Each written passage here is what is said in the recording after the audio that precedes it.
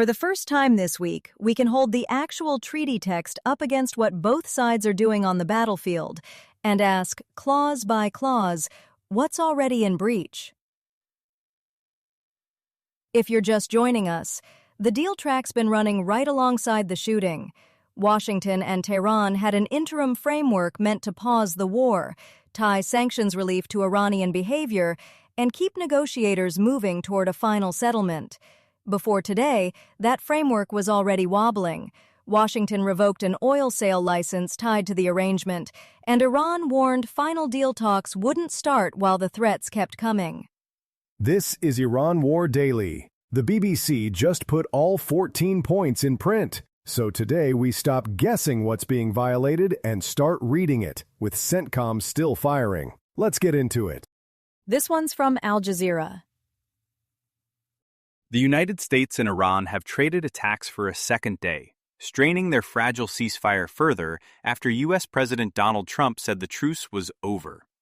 The U.S. struck approximately 90 military targets, including missile and drone storage, as well as logistics sites along Iran's coastline late on Wednesday, said the Central Command, CENTCOM, which oversees U.S. military operations in the Middle East. Second straight day of exchanges per Al Jazeera. CENTCOM says it hit roughly 90 targets, missile and drone storage, logistics along Iran's coastline, and framed it explicitly as protecting freedom of navigation in Hormuz. 90 targets. At that scale, you're talking about a campaign. And it lands the same day mediators are on the record begging both sides to uphold the MOU. And note the sourcing on each claim. The 90 target figure is CENTCOM's own, and the vessel strikes that triggered it are attributed to the IRGC, which says it hit key infrastructure. Two separate actors, two separate ledgers. Trump's Truth Social line is the tell. Retribution for yesterday's bombing of ships. A choke point the whole planet's oil moves through, and the president is running foreign policy in the language of tit-for-tat. Brent's already at a 2-week high. That's the part I'd handle carefully. Mediators are urging restraint while both principles escalate. The diplomatic track hasn't collapsed, but it's running alongside the shooting, not instead of it. Restraint. On day 2 of the ceasefire is over, somebody's paying the shipping insurance premium on that gap, and it isn't the guys posting to Truth Social.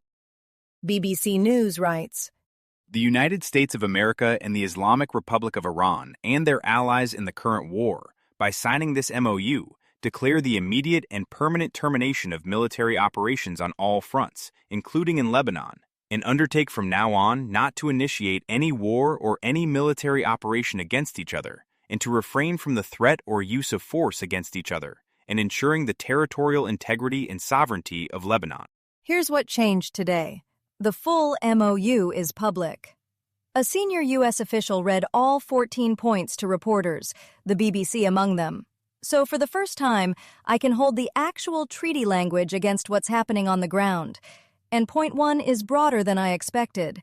It names Lebanon, commits both sides and their allies to end operations there, and ties that Lebanon ceasefire directly to the whole deal surviving. Lebanon sits inside the structure of this deal, not off to the side. Right, and the update writes itself. The 60-day window is opening under fire. We've got the text of a peace deal, and the strikes are still landing while you read it. And I want to know which clause covers Hormuz reopening and how it sequences against sanctions, because Washington yanked the oil waiver before day 1 of the 60 ever ran. You can't reopen a strait on paper while lighting up the economics of it in real time. Hacker News, weighing in. Will go down in history as the single largest defeat in U.S. history. Paying your enemy $300 billion to repair their country while you do not even take of your own would be the end of any other president. Yet here we are. Look, the largest defeat in history framing is a political brawl, not my beat. But underneath the outrage is the hard part. $300 billion is the price tag attached to Hormuz staying open. That's the trade, and nobody at the podium is pricing it out loud. Here's one from Hacker News. Point 6. The United States of America undertakes with regional partners to develop a definitive, mutually agreed plan with at least $300 billion, £225 billion, for the reconstruction and economic development of the Islamic Republic of Iran. The mechanism for the implementation of this plan will be finalized as part of a final deal within 60 days. All required licenses, waivers, and permissions needed for the relevant financial transactions will be granted by the United States of America. This is point 6, so let's be precise. $300 billion for reconstruction of Iran, with the U.S. granting the licenses and waivers, and the mechanism to be finalized within the 60 days. The number's real and in the text, but the mechanics are deferred. Mechanism finalized within 60 days, sure. And who's writing that check? Because all required licenses and permissions will be granted is a lot of confidence from the same government revoking waivers this week. Over on Hacker News. Bibi will fuck it up before the 60 days are up and will be back to square one again. Trump has zero control over him. What a stupid, stupid idiot you folk in the U.S. elected. Twice. Israel's been trying to pull the U.S. into this mess for decades, and no other president was dumb enough to take the bait until Trump. I'd separate the actors there. The deal is U.S. and Iran and their allies. Israel isn't named as a signatory in the text, so whether Israeli operations can breach point 1 is exactly the seam this MOU doesn't obviously close. That's the gap that matters, honestly. A ceasefire that binds Washington and Tehran but leaves the party actually shooting outside the signature line. You don't need 60 days to see where that cracks. From Keely Bastow at Washington Examiner. The United States is still committed to finding a resolution, and technical talks continue. Iran can never possess a nuclear weapon, a U.S. official told Fox News, with other outlets reporting the same statement.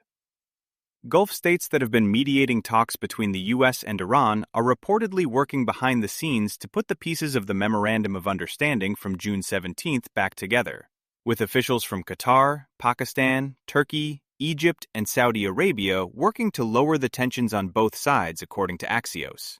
Here's the gap plainly. Trump, on the record at the Ankara NATO summit, said the ceasefire was over. And then a U.S. official, unnamed, tells Fox that technical talks continue.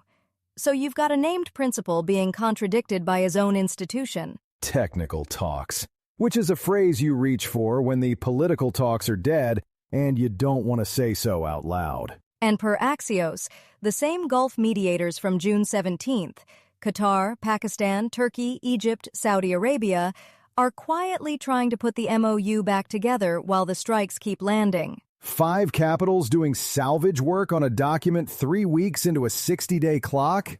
And that same clock has both sides shooting? You can now read the text we just went through and watch it get violated in the same news cycle. The quote itself is narrow, though. Still committed to finding a resolution, Iran can never possess a nuclear weapon. Notice that's the one non-negotiable they'll put on paper. Not the hostages, not the Strait, the bomb. Right, because that's the line that survives contact with Trump calling their team sick. Great atmosphere for a technical round. From Jonathan Saye at FDD's Long War Journal. United States Central Command, CENTCOM, announced on July 7th that it had launched an attack wave on targets in Iran to impose heavy costs in response to the Islamic Republic's strikes against 3 ships passing through the Strait of Hormuz. Although anonymous U.S. officials told CNN that the latest kinetic campaign is a punishment and added that it won't be over for a bit, the targets were limited to military installations on Iran's southern coast and not major cities like Tehran. This one has a command name and a date on it. CENTCOM, July 7, an announced attack wave hitting military installations on Iran's southern coast, Bandar Abbas, Keshem, Sirik, per the Long War Journal. And the trigger was Iran hitting 3 tankers in the Strait that same day, a Qatari LNG carrier and a Saudi crude tanker among them. So we've now got Gulf-flagged ships getting shot at, which is the part that actually moves shipping insurance. The sequence matters here. Tehran was condemning the sanctions waiver revocation the same day CENTCOM struck, So which came first, the waiver pull or the tanker attacks that CENTCOM says provoked the strikes? The report puts them side by side without ordering them. And note the targeting. Coastal military sites, not Tehran. U.S. officials are drawing that line in public on purpose. Anonymous officials tell CNN it's punishment and, quote, it won't be over for a bit. With roughly 90 targets, this is already campaign territory. Right. And this lands the day the BBC published the full MOU.